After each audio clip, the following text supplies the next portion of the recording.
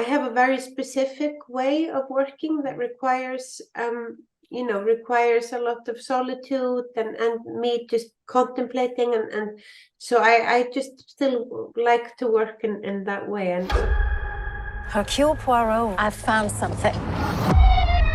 I've looked at it from every which way. I am the smartest person I ever met, and I can't figure it out, so I came to the second. Hi, Hilda. How are you? I'm good, thank you. That's a Great. big vinyl collection you have there. Yeah, of course. I have my Joker score there. Okay, nice. Such an honor to talking to you. Thank you so much. Thank you so much for your time. Yeah, so, of course. Hilda, the director, Kenneth Branagh, had previously worked on Murder on the Orient Express and Death on the Nile with composer Patrick Doyle. Did he ask you to continue down that musical path for this movie, or did he give you complete freedom to work on this score? No, he was very clear when he asked me to join this film. He was very clear that he was making a completely different movie, and it basically was he didn't want to reference the other scores at all, and I think it was absolutely nothing against that, the other music or the other films, but I think it was more that they wanted just to set a completely different tone for this film. So I think that was one of the main guidelines. Basically, was to completely focus on just this project as it is. Awesome. And what was the biggest challenge you had when composing the music for A Haunting in Venice? Well, I think the biggest challenge for every film is just to understand the sound world that we are in for the film, and to understand what the story is and how the music can best serve the story and the film, and to find the role, where it sits in the film, what orchestration you're using, which types of sounds, where, how you're gonna connect to the sound design or not, or just to place it. I think that's always the biggest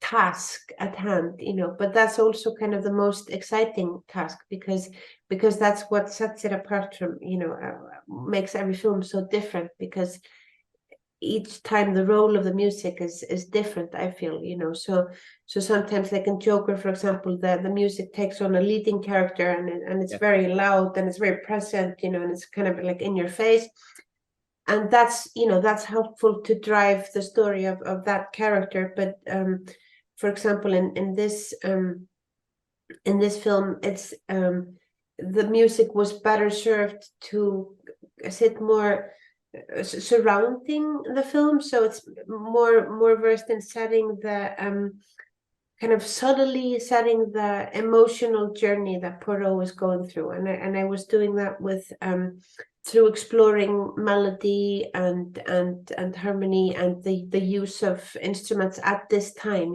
so at this time it's a really interesting time in music history, I think, where composers are asking these big questions: what is music, what is sound, how can we break up the old structures, abandon melody, and go towards atonal and very mathematical structures, and there's all these huge emotional turmoils that's happening in music that had a lot of parallels, I thought, with what Poirot was going through, and this is something that you can really hear so vividly in music of this time. So that's somehow what I was trying to explore. Awesome. Hilda, you play the cello. The cello is a beautiful instrument, but do you think is the cello the perfect instrument to generate tension, mystery, and fear? I obviously think it's just a perfect instrument for anything. For anything. I know. So to finish, you have been composing music for movies and series for several years.